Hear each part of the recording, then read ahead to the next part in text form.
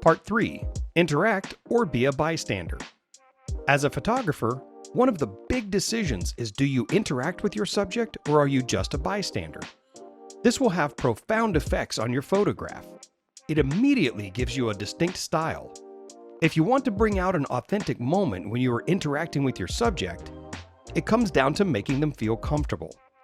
If you decide to be a bystander, it will require patience. If you capture that moment, the authenticity will be nothing that you could ever stage. You should make this decision before you decide to take the photo.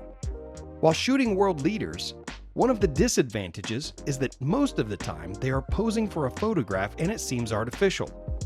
When I have been given the time to be a bystander to some of the biggest world leaders, I have captured memorable photographs.